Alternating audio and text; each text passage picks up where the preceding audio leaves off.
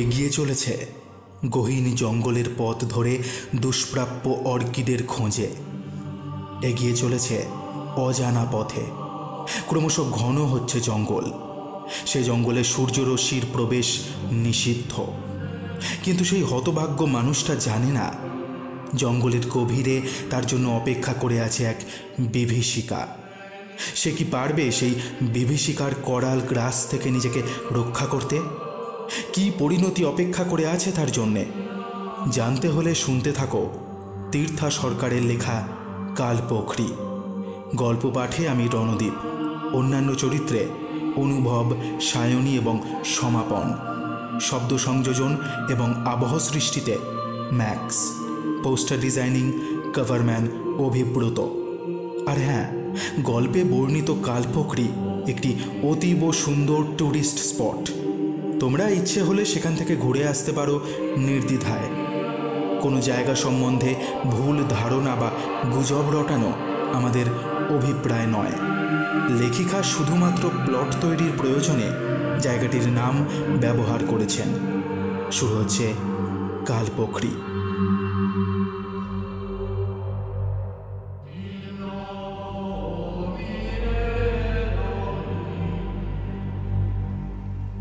उधर मत जाइए मामू। রুক্ষ কণ্ঠে বলে ওঠে অনিল। क्यों? একটু অবাক হলো অর্জুন, সেই সঙ্গে খানিক কৌতূহলীয়। কিন্তু অর্জুনের প্রশ্নের জবাবে তৎক্ষণাৎ কিছু বলে না অনিল, বরং কিছুক্ষণ চুপ করে থাকে। অর্জুনের দৃষ্টি নিবদ্ধ অনিলের মুখের দিকে। কেন জানে না তার মনে হচ্ছে কি যেন এক আতঙ্কের ছায়া এসে পড়েছে অনিলের ওই রোদে পুড়ে যাওয়া তামাটে রং আর পোড় খাওয়া বলি রেখার ভাঁজে ভাঁজে। অবাক হয় অর্জুন, দিনে দুপুরে হঠাৎ কিসে এত ভয় পাচ্ছে সে আবার বলে ওঠে, अरे कोई तो वजह होगी, या वो वजह बताओ, नहीं तो जाने दो। मेरा वहाँ जाना बहुत ज़रूरी है। এবার দৃঢ় হয় অর্জুনের কণ্ঠস্বর। অনিলের মুখের ভাব খানিক সহজ হয়। একটু হতাশ গলায় সে বলে ওঠে, ठीक है साहब, मैं राजी हूं, पर एक शर्त है। आपको वो अर्किड जंगल के बाहर से ही लेना है। क्यों? আবার প্রশ্ন করে অর্জুন। তবে এবার তার গলা থেকে কৌতূহল আর বিস্ময় মিলিয়ে গিয়ে বেশ খানিকটা বিরক্তি ফুটে উঠেছে। পয়সা ফেললে যে কেউ তাকে ওই জঙ্গলে নিয়ে যাবে। অনিলের এত বাধা নিষেধ মানতে বাধ্য নয় সে। कोई लेके नहीं जाएगा, सब यही बात बोलेंगे। অর্জুনের মনের ভাব যেন টের পেল লোকটা। मतलब क्या है वो जंगल में, चीता या भालू? छोड़िए ना साहब, आपको अर्किड से मतलब है, मैं आपको लेके चलूंगा, पर एक ही शर्त, जंगल के अंदर नहीं घुसना और पूरा रास्ता मेरे बात मान के चलना है। और किसी को मत बताइए कि आप उस जंगल में जा रहे हो। बोलना कि वो पहचान, हाँ वो पहचान लेके जा रहे हो। ठीक है, तो फिर कल सुबह 6 बजे। কাঁধ ঝাঁকিয়ে অর্জুন স্বস্তির নিঃশ্বাস ফেলে। কারণ যাই হোক, অনিল যে শেষ পর্যন্ত যেতে রাজি হয়েছে এই অনেক। নইলে এই পাণ্ডব বর্জিত এলাকায় আর একটা গাইড খোঁজা সোজা কথা নয়। কিন্তু অনিল বারবার জঙ্গলের ভিতরে ঢুকতে মানা করছে কেন? কি আছে জঙ্গলে?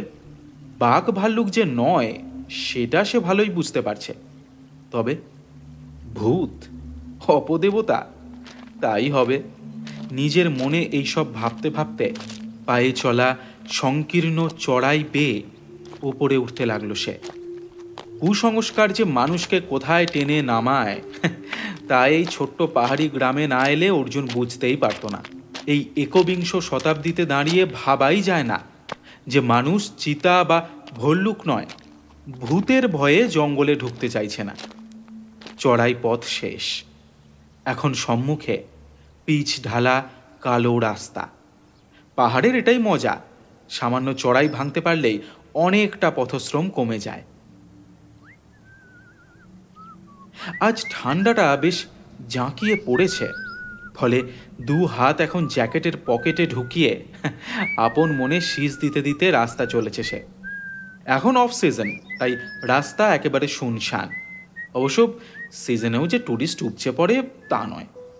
চেনা ছকের বাইরে যারা ঘুরতে ভালোবাসে, ওয়েস্ট সিকিমের রিংচেংপং তাদের কাছে ভীষণ প্রিয় একটা স্পট। শান্ত নিরিবিলি ছোট্ট একটা গ্রাম। জোরথাং বাজার থেকে মোটামুটি ঘন্টা তিনেকের পথ।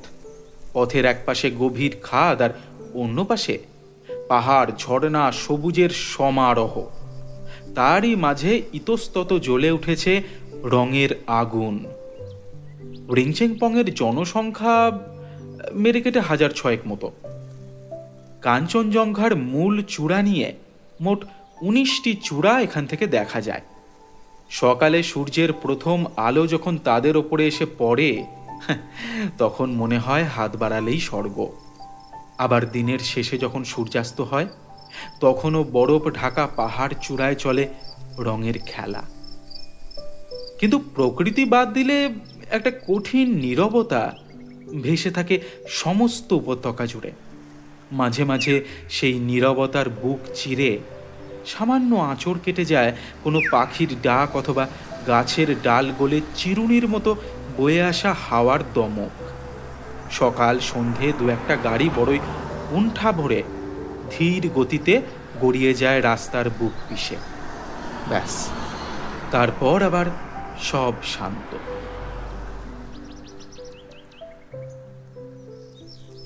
এর উল্টো দিকের পাহাড়ে জমজমাট গেজিং শহর।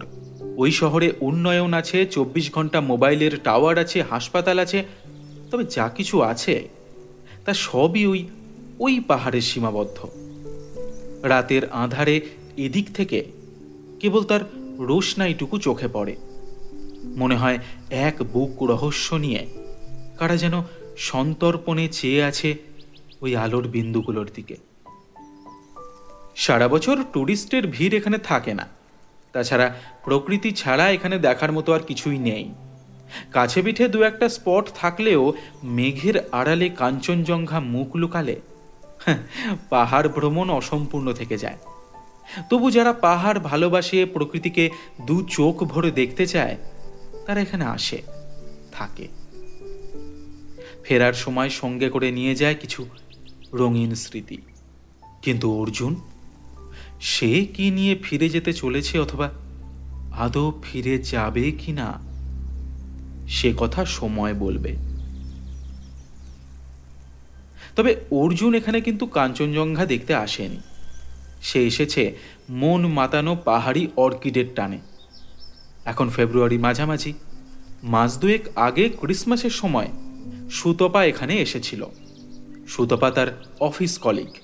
সেই অর্জুনকে এই জায়গার হদিস দিয়েছে। আসলে অর্জুন অর্কিড বলতে পাগল। সুতপার কাছ থেকে এখানকার কথা শোনা মাত্র সে ঠিক করে নিয়েছিল এখানে আসতেই হবে। অবশ্য এখানে এসে উল্টো সমস্যা। অবশ্য সুতপা এসবের আভাস দিয়েছিল। পাহাড়ের সরল মানুষ একটু আধটু অন্ধবিশ্বাস থাকবে, এটাই স্বাভাবিক।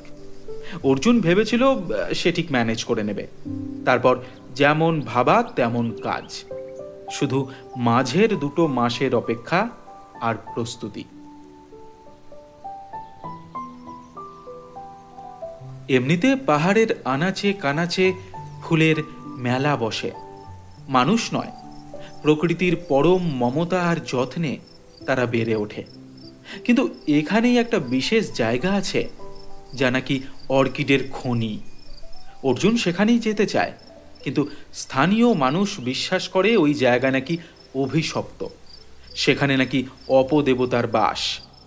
অবশ্য জায়গা না বলে সেটাকে জঙ্গল বলাই ভালো। এই হালকা পুলকা জঙ্গলের ভিতর এক গভীর জঙ্গল, তার নাম কালপোখরি।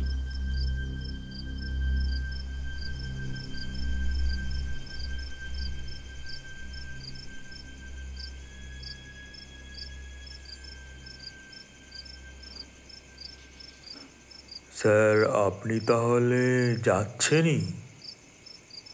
হোটেল স্নো ভিউয়ের ম্যানেজার অশোক সাহা প্রশ্ন ছুঁড়ে দেয়।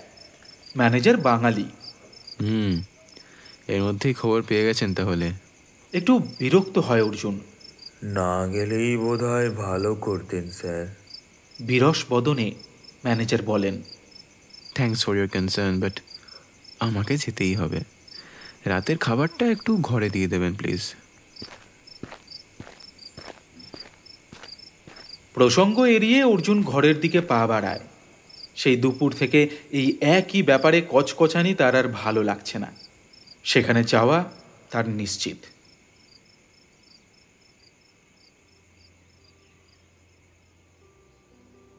দিনের আলো ফুটেছে খানিক আগেই। সূর্য তার প্রথম কিরণে রাঙিয়েছে কাঞ্চনজঙ্ঘার রজত শুভ্র চূড়া। আস্তে আস্তে ঘুম ভাঙছে প্রকৃতির। পাখির ডাকে মুখরিত চারপাশ।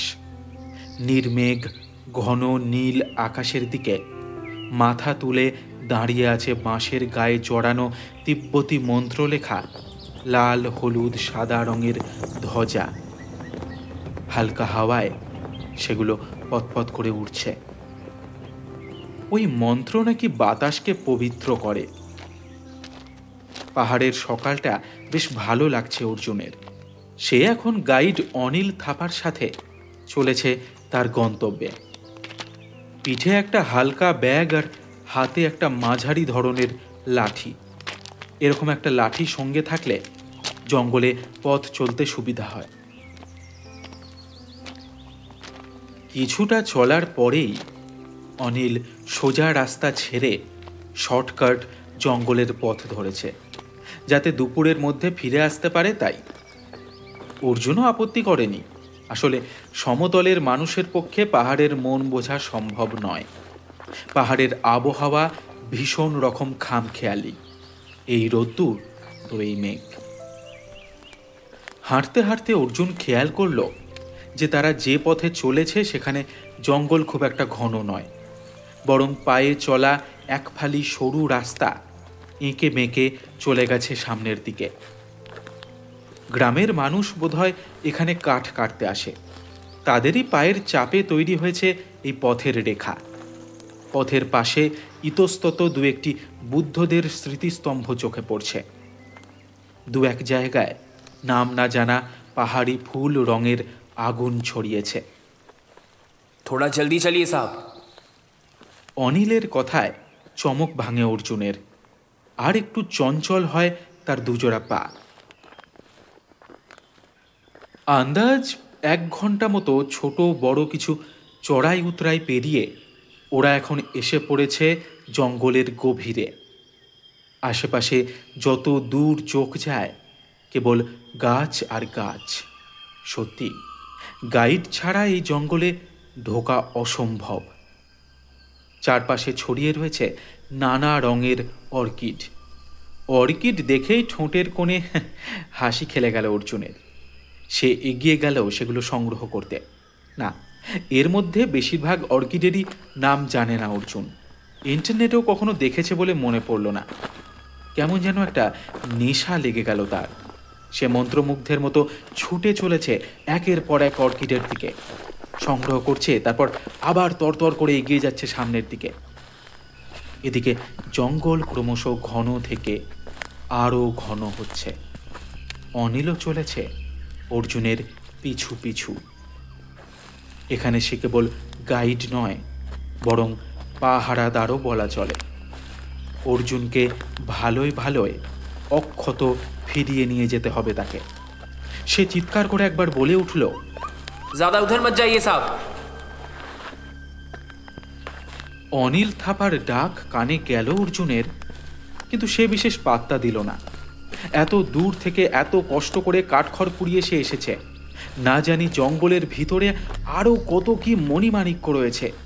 এই গাছ একবার কলকাতায় নিয়ে যেতে পারলে অনেককে সে তাক লাগিয়ে দিতে পারবে। তার ভাবনা জুড়ে এখন শুধুই অর্কিড আর অর্কিড। শুকনো পাতার স্তূপ তার পায়ের চাপে মচমচিয়ে ভাঙছে। বিশাল বড় বড় গাছ, তাদের পরস্পরের মধ্যে অন্তত 15-20 হাতের দূরত্ব, কিন্তু তাদের সুবিস্তৃত ডালপালা যেন একে অপরের হাত ধরে পরম মমতায় আত্মীয়তার বন্ধন রক্ষা করে চলেছে। সে বন্ধন এমনই দৃঢ় যে সূর্যের আলো আসার মতো সামান্য ফাঁক ফোঁকরও নেই। সকাল 9টায় যেন সন্ধ্যার ধূসরতা বিরাজ করছে এখানে। রোদ ঝলমলে পৃথিবীর অভ্যন্তরে এ যেন এক অন্য অন্ধকার পৃথিবী।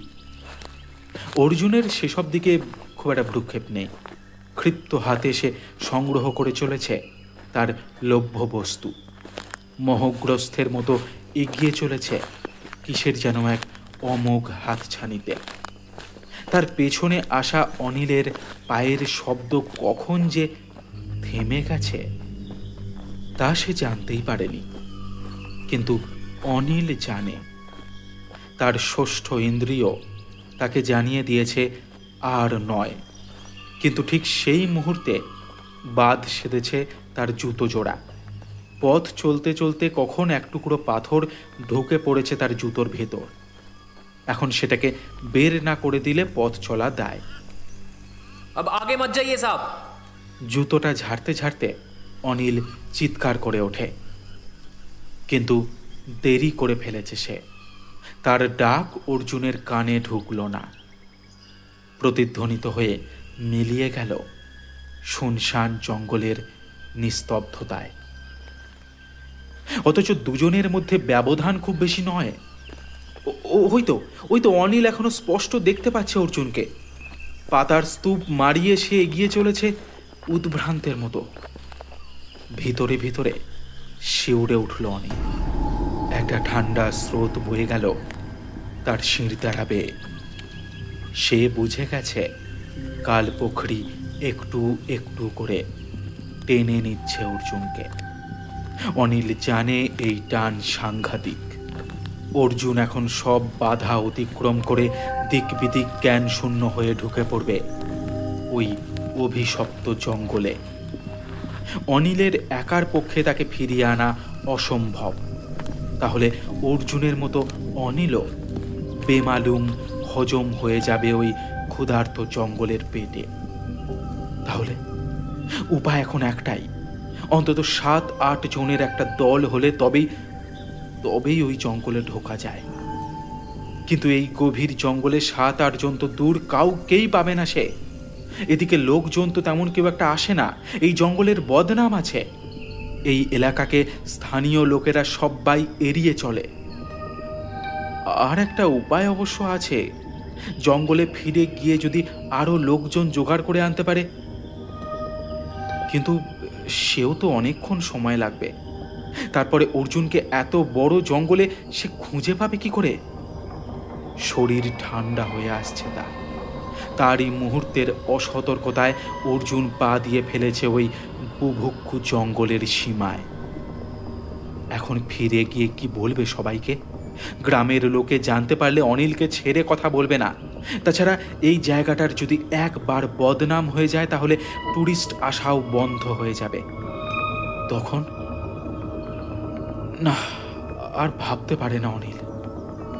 উদ্ভ্রান্তের মতো খানিকক্ষণ দাঁড়িয়ে থাকে সে। তারপর ক্ষিপ্ত পায়ে বেরোনোর পথ ধরে।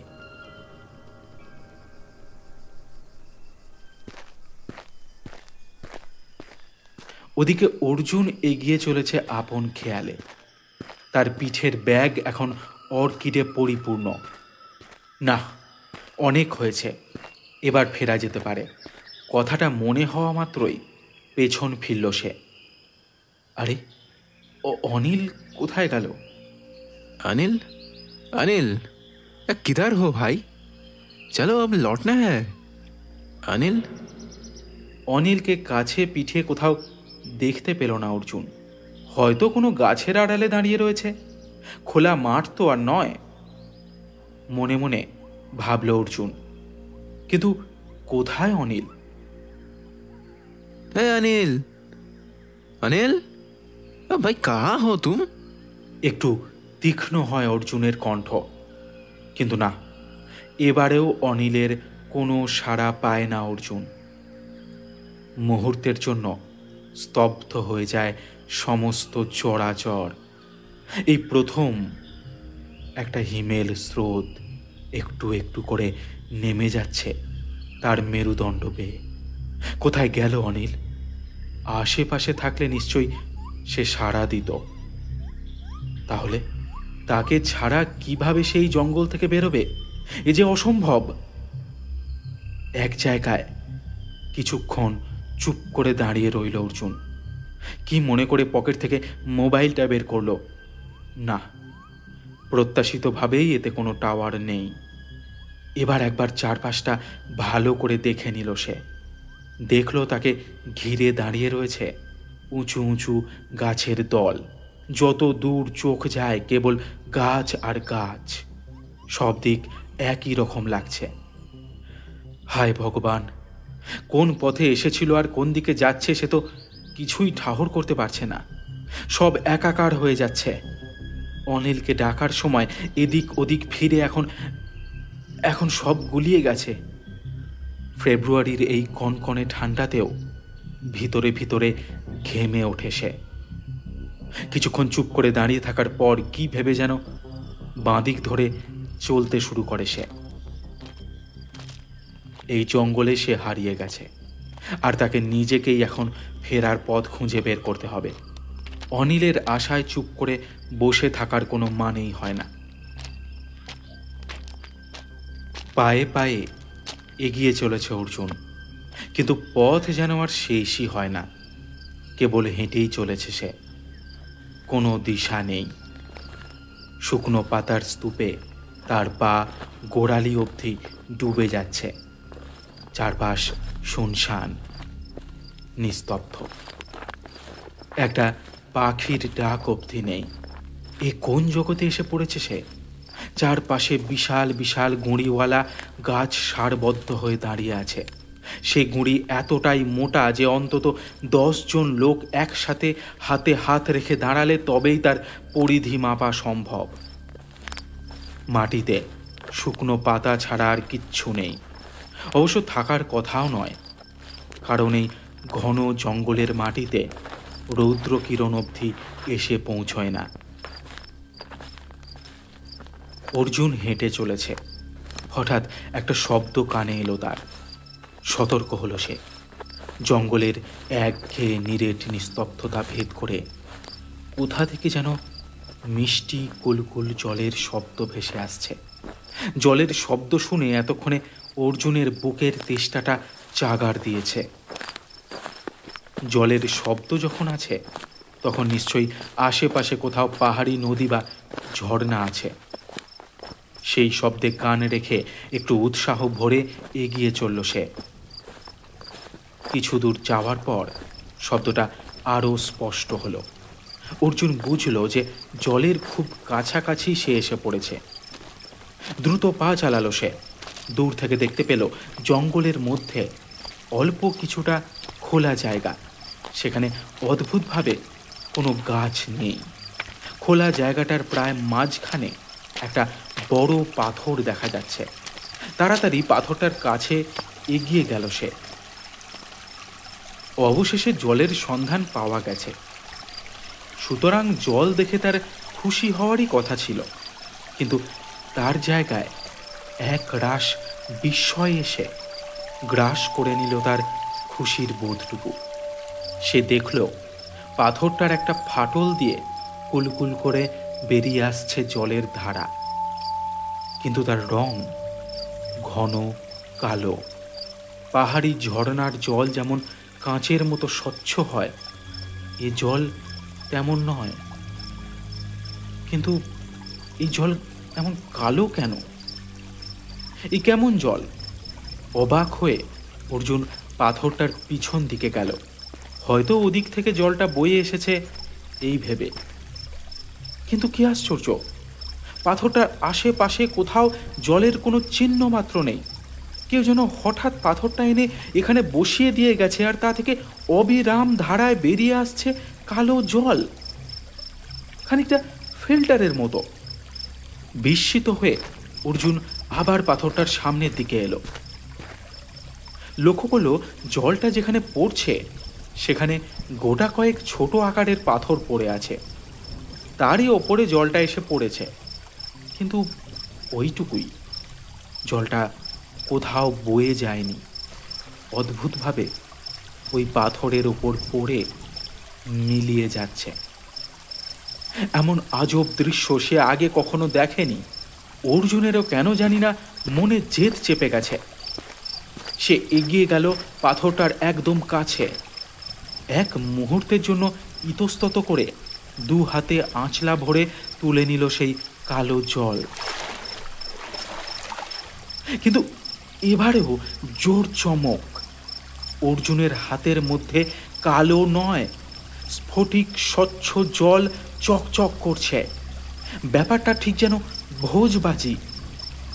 তৃষ্ণার্ত অর্জুন প্রাণ ভরে সে জল পান করল। এমন মিষ্টি জল সে আগে কখনো পান করেনি। জল খেয়ে তৃপ্ত হলো অর্জুনের দেহ এবং মন। দীর্ঘ পথশ্রমে ক্লান্ত শরীর এবার অবসন্ন হয়ে আসছে। পাথরের থেকে কিছুটা দূরে যেখানে জঙ্গল শুরু হয়েছে, সেখানে একটা মোটা গাছের গুঁড়িতে ঠেস দিয়ে বসে পড়ল সে। তার দু চোখের পাতা ভারী হয়ে আসছে। কিন্তু এখন ঘুমালে চলবে না, ফিরতে হবে তাকে। অথচ বিশ্বগ্রাসী ঘুম তার চোখের পাতায়। জেগে থাকার তীব্র চেষ্টা সত্ত্বেও সেই ঘুমের জিম্মায় নিজেকে সঁপে দিতে বাধ্য হলো অর্জুন। কতক্ষণ যে সেভাবে ঘুমিয়েছে খেয়াল নেই। যখন চোখ খুলল, একটা ঠান্ডা অনুভূতি ততক্ষণে গ্রাস করেছে তার সারা শরীর। প্রথমে ঠাহর করে উঠতে পারল না যে সে কোথায় আছে। তারপর ধীরে ধীরে সব মনে পড়তে লাগলো। দীর্ঘ ঘুমে তখন তার শরীরের ক্লান্তি কেটে গেছে। ফিরে এসেছে সুস্থির চিন্তা শক্তি। একে একে প্রশ্নবাণ ছুটে আসছে তার দিকে। এক, অনিল হঠাৎ করে কোথায় গেল? যতদূর মনে পড়ছে সে অর্জুনকে চোখে চোখেই রেখেছিল, বারবার সাবধান করছিল, साहब इधर मत जाइए, उधर मत जाइए। তাহলে কখন এবং কিভাবে তারা বিচ্ছিন্ন হয়ে গেল পরস্পরের থেকে? দুই, ওই পাথর থেকে বেরোনো কালো জল কোন মন্ত্র বলে স্বচ্ছ হয়ে গেল? জলটা আসছে কোথা থেকে আর যাচ্ছেই বা কোথায়? তিন, কেন কেউ এখানে আসতে চায় না? কিসের ভয়? কি আছে এই জঙ্গলের ভিতর? অর্জুন তো তেমন কিছু দেখেনি। তাহলে সবটাই কি গ্রামবাসীদের মনের ভুল? এই পাথর থেকে বেরিয়ে আসা উৎসবিহীন কালো জলই কি তার ভয়ের কারণ? এই রকম অজস্র কেন ধেয়ে আসছে তার দিকে? তোলপাড় হয়ে যায় মনের ভিতর। কিভাবে নিস্তার পাবে সে এখান থেকে? সময় এগোচ্ছে গুটি গুটি পায়ে। তীব্র ঠান্ডার বোধটা একটু একটু করে আরো জাপটে ধরছে তাকে। ভীষণ শীত করছে তার। চারপাশ অন্ধকার হয়ে আসছে। দ্রুত বাড়ছে ঠান্ডা। সেই ঠান্ডার তীব্রতা অর্জুনের 4000 লেদার জ্যাকেট ভেদ করে ভেতরের হাড় অবধি কাঁপিয়ে দিচ্ছে। ঠান্ডার সাথে পাল্লা দিয়েই যেন কালো অন্ধকার বাড়িয়ে দিচ্ছে তার ঘনত্ব। গাছের ফাঁকে ফাঁকে চাপ চাপ অন্ধকার জমাট বেঁধে আছে। হাওয়ায় ভর করে একটা চাপা ফিসফিসানি যেন পাক খাচ্ছে তার চারপাশে। কাদের যেন ব্যস্ত উপস্থিতি জানান দিচ্ছে তার ষষ্ঠ ইন্দ্রিয়। কারা যেন শৃঙ্খলা পরায়ণ হয়ে গোল করে ঘিরে দাঁড়িয়ে আছে তাকে। তাদের জ্বলন্ত চোখের দৃষ্টি তীক্ষ্ণ ফলার মতো ঢুকে যাচ্ছে তার শরীরের এক একটি রোমকূপ দিয়ে। কি হচ্ছে সব? সবই কি তার মনের ভুল, নাকি নাকি সব ঘটছে? একটা জমাট বাঁধা ভয় দলা পাকিয়ে যাচ্ছে অর্জুনের গলার কাছে। কারা ওরা? কারা ওভাবে তার দিকে তাকিয়ে আছে? কেন কেন তাকিয়ে আছে ওরা? কি বলছে ওরা ফিসফিসিয়ে? কি চায়? কি চায় ওরা?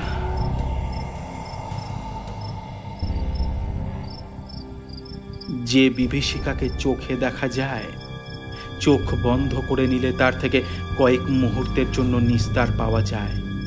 কিন্তু যে ভয় অদৃশ্য, যা কেবল অনুভূতিতে ধরা পড়ে, তার থেকে নিঃশ্বাস নেই। শীতে এবং আতঙ্কে পিঠের ব্যাগটাকে বুকে চেপে ধরে ঠক ঠক করে কাঁপতে থাকে অর্জুন। কেমন একটা ঘোর লাগছে তার। শরীরটা অবশ হয়ে আসছে, মনে হচ্ছে এক্ষুনি পড়ে যাবে সে। কিন্তু কিন্তু অর্জুনকে অবাক করে দিয়ে অল্পক্ষণের মধ্যেই একটু একটু করে কমে আসে সেই ফিসফিসানি। ফিরে আসতে থাকে পূর্বের থমথমে নিস্তব্ধতা। তবে কি ভয় কেটে গেল? দূরের ঘন অন্ধকার একটু পাতলা মনে হচ্ছে। একটা আবছা আলোর আভা গোল হয়ে ছড়িয়ে পড়ছে গাছ সমেত অর্জুনকে বেষ্টন করে, অনেকটা বলয়ের মতো। সেই আলোর বলয়কে কেন্দ্র করে একটা পাতলা কুয়াশার আস্তরণ ঘিরে ফেলেছে সমস্ত জায়গাটাকে, কিছুটা ওই সার্কাসের গ্লোবের মতো। কিন্তু অর্জুন যেখানে বসে আছে সেই জায়গাটা আগের থেকেও আরো নিকষ কালো অন্ধকার। সমস্ত প্রকৃতি যেন থমকে গেছে আচমকাই। কেবল ভীষণ কিছু ঘটার অপেক্ষায় বিস্ফারিত চোখে তাকিয়ে আছে অর্জুন।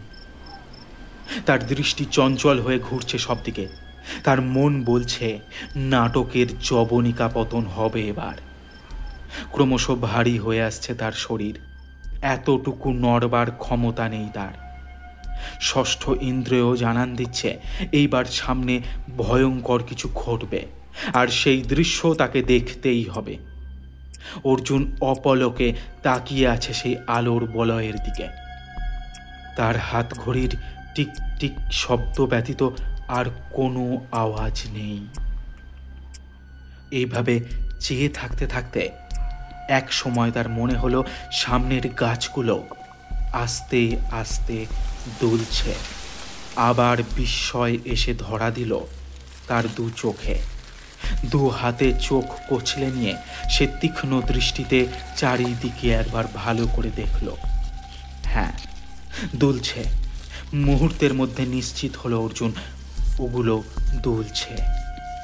শুধু তাই নয়, ধীরে ধীরে বাড়ছে তাদের দোলার গতি। বিরাট বড় বড় গাছগুলো এবার জোরে জোরে মাথা ঝাঁকাচ্ছে। সেই ঝাঁকুনি ক্রমে সঞ্চারিত হচ্ছে এক গাছ থেকে অন্য গাছে। বাড়ছে তাদের তীব্রতা। গাছগুলো যেন পাগল হয়ে গেছে। ভীষণ এক প্রলয় তাণ্ডব ঘটে চলেছে তাকে ঘিরে। ভয়ে কাঠ হয়ে বসে থাকে অর্জুন। তার সামনে ঘটে চলা কোনো ঘটনারই বিজ্ঞানসম্মত কোনো ব্যাখ্যা খুঁজে পায় না সে। এই যে সত্যি অলৌকিক, অপার্থিব, এর শেষ কোথায় তা সে জানে না। আবার ফিরে আসছে সেই ফিসফিসানির আওয়াজ। কারা যেন অর্জুনকে নিয়েই নিজেদের মধ্যে কি সব আলোচনা করছে। এভাবেই কাটলো আরো কয়েক মুহূর্ত। আচমকা একটা তীব্র আওয়াজে চমকে উঠল অর্জুন।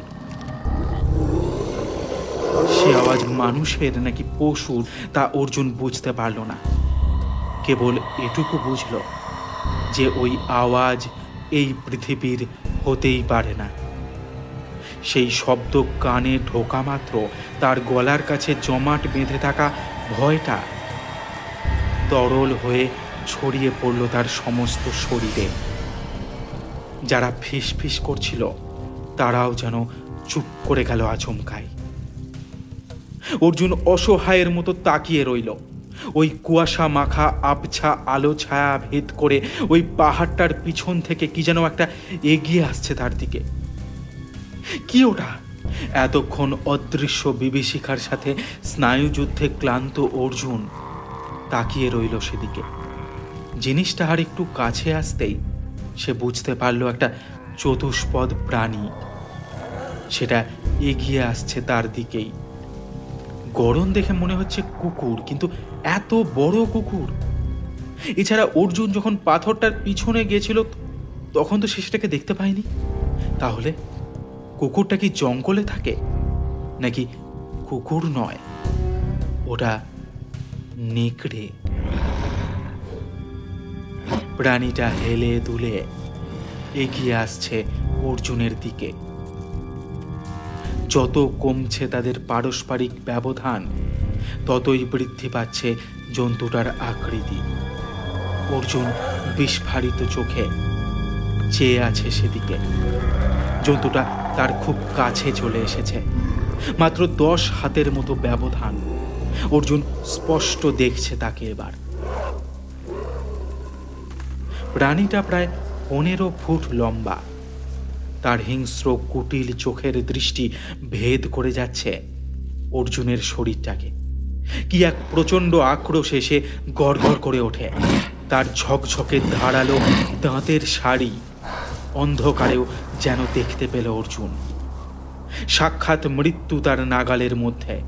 প্রাণীটার হিম শীতল নিঃশ্বাস ঝড়ের গতিতে যেন ধেয়ে আসছে তার দিকে, ছুঁয়ে যাচ্ছে তার শরীর।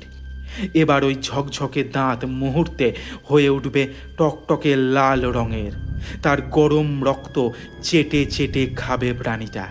তার টুঁটি ছিঁড়ে আজ রাতের মহাভোজ উদযাপিত হবে এই জঙ্গলে। উফ, অসহ্য, ভয়ঙ্কর। আর সহ্য করতে পারছে না অর্জুন। বাহ্য জ্ঞান একটু একটু করে লুপ্ত হয়ে যাচ্ছে। একসময় শুকনো পাতার উপর লুটিয়ে পড়ল সে।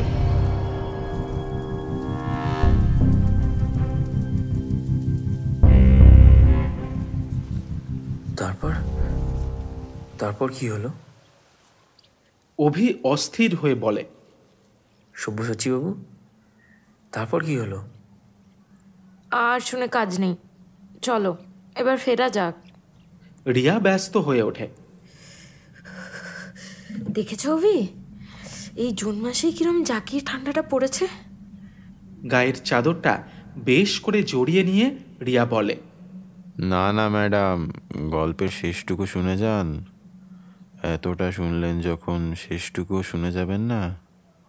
আরে আপনি তো হুট করেই চুপ করে গেলেন। তাড়াতাড়ি বলুন না। সত্যিই ঠান্ডাটা বাড়ছে।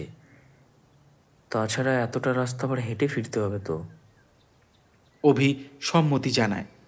আসলে উঠে যাওয়াটাই হয়তো উচিত ছিল, কিন্তু সব্যসাচীর গল্পের টান এমনই যে শেষটুকু না শুনে কিছুতেই যেতে ইচ্ছে করছে না। রিয়া আর অভি মধুচন্দ্রিমা যাপনে এসেছে রিংচেংপংয়ে। দুপুরের দিকে হাঁটতে হাঁটতে জঙ্গলের বুক চিরে এগিয়ে চলা পাকা রাস্তা ধরে তারা চলে এসেছে অনেকটা দূরে। এই রাস্তায় একমাত্র রিজার্ভ গাড়ি চলে, জনবসতিও প্রায় নেই বললেই চলে। ওই যে নীল বুদ্ধের মনস্ট্রিটা রয়েছে, ওটা দেখেই ফিরতে চেয়েছিল রিয়া। অভি তাকে একরকম জোর করেই কিছুটা উপরে নিয়ে এসেছে। অনেকটা চড়াই রাস্তা হেঁটে এসে পথশ্রমে ক্লান্ত দম্পতি পথের পাশেই একটা পাথরের ওপর বসে বিশ্রাম নিচ্ছিল। মাথার ওপরে নীল আকাশ আর দূরে কাঞ্চনজঙ্ঘার মেঘের সাথে লুকোচুরি। মুগ্ধ হয়ে সেদিকেই চেয়েছিল তারা। সূর্য ডুবছে সবে মাত্র, রেখে গেছে তার আলোর রেশ, তবে তা খুব অল্প সময়ের জন্যই। পাহাড়ের বুকে রাত নামে ঝুপ করে। পাহাড়ের দিকে তাকিয়েই কখন যে আলো কমে গিয়ে চারপাশ ধূসর চাদরে ছেয়ে গেছে খেয়াল করেনি তারা কেউই। এমন সময়েই হঠাৎই সব্যসাচীর আগমন। বেশ মিশুকে আর সদালাপি মানুষ, তবে তিনি যে কোথা থেকে এলেন আর কোথায় যাবেন তা যেমন জানাননি, ঠিক তেমনি অভি আর রিয়ার ব্যাপারেও কোনো কৌতূহল প্রকাশ করেননি। বরং কথা বলার জন্য যেন খানিক জোর করেই শুনশান জঙ্গলের রাস্তায় ভর সন্ধ্যাবেলায় তিনি ভূতের গল্প শোনাতে বসেছেন তাদের। রিয়া আর অভি এতক্ষণ সেটাই মন্ত্রমুগ্ধের মতো শুনছিল, কিন্তু রিয়া এখন উঠতে চাইছে। এই ঠান্ডায় ভালোই ভালোই হোটেল ফিরতে পারলেই সে বাঁচে, কিন্তু লোকটি পুরো গল্প না শুনিয়ে কিছুতেই ছাড়ছে না। অথচ কিছুক্ষণ যাবৎ রিয়া একটা অস্বস্তি অনুভব করছে। সব্যসাচী আবার বলতে শুরু করলেন, অনিল ঠিক করলো লোকালয় ফিরে যাবে, সেখান থেকে লোকজন জোগাড় করে তারপর ঢুকবে জঙ্গলে। সেই মতো সে জঙ্গল থেকে বেরোনোর পথও ধরে, কিন্তু বরাত জোরে সে 4-5 জন স্থানীয় লোককে জঙ্গলে দেখতে পায়।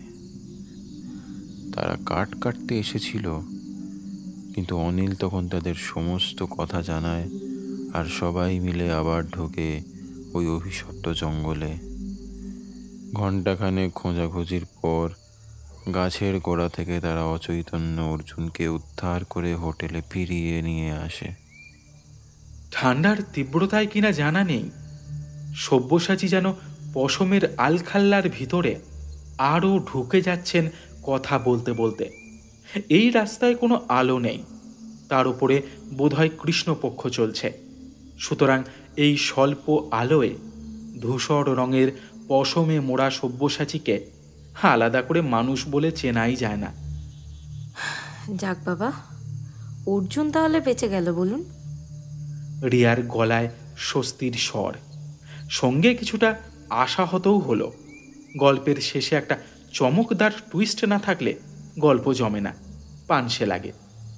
তা তো জানি না ম্যাডাম, কারণ সে রাতের পর থেকে তাকে আর কেউ দেখেনি। এই ছোট্ট পাহাড়ি গ্রামে সে যেন কর্পূরের মতো উবে গেছে।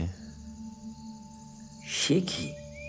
অভির দুই ভ্রুর মাঝে ভাঁজ। আসলে ওই জঙ্গল বড় ভয়ানক। লোকে বলে সেখানকার অপদেবতা নাকি এক অতৃপ্ত আত্মা, সে শয়তান। ওই জঙ্গলে ঢুকে কেউ যদি ভয় পায়, তৎক্ষণাৎ সেই শয়তান ভয় পাওয়া লোকটিকে কবজা করে ফেলে, তারপর টেনে নিয়ে যায় ওই জল পাথরটার কাছে। জঙ্গলের গোলক ধাঁধায় ঘুরে ততক্ষণে ক্লান্ত মানুষটি তৃষ্ণার্ত হয়ে পড়ে, আর দু আজলা ভরে গ্রহণ করে শয়তানের প্রসাদ, কালপক্ষীর জল।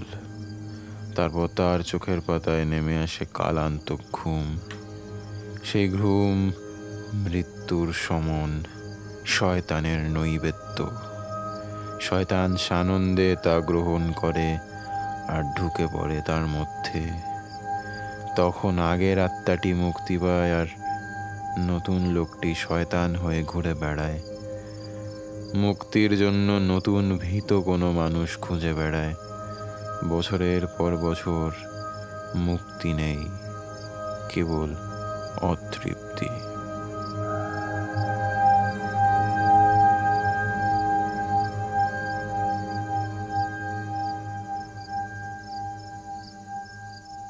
সে কি?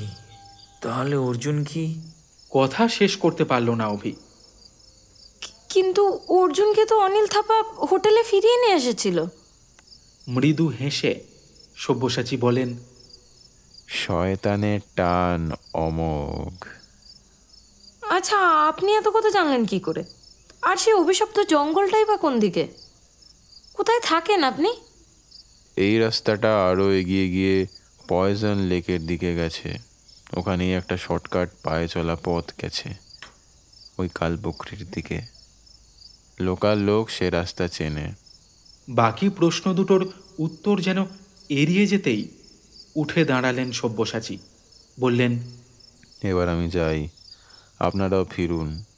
এসব জায়গা কিন্তু ভালো নয়, তাড়াতাড়ি ফিরে যান। সব্যসাচী হঠাৎ যেন ব্যস্ত হয়ে ওঠেন। দ্রুত পায়ে লোকালয়ের উল্টো পথে এগিয়ে যান তিনি। এই চলো, ঠান্ডাটার একদম সহ্য হচ্ছে না অভি। রিয়া বলে, কি দেখছো অভি? অভি তাকিয়ে আছে সব্যসাচীর গমন পথের দিকে। তার দৃষ্টি বিস্ফারিত। স্বামীর দৃষ্টি অনুসরণ করে সেদিকে তাকায় রিয়া। কোথায় সব্যসাচী? এই সামান্য কয়েক মুহূর্তে সোজা রাস্তায় সে যেন একদম মিলিয়ে গেছে, বরং রাস্তা দিয়ে মন্থর পায়ে এগিয়ে চলেছে একটি চতুষ্পদ, অপার্থিবতার আকৃতি। বিদ্যুৎ চমকের মতোই একটা কথা খেলে গেল রিয়ার মাথায়। কাঁপা কাঁপা স্বরে সে কোনো রকমে বলে উঠল, অভি, অর্জুনের আরেক নাম কি ছিল?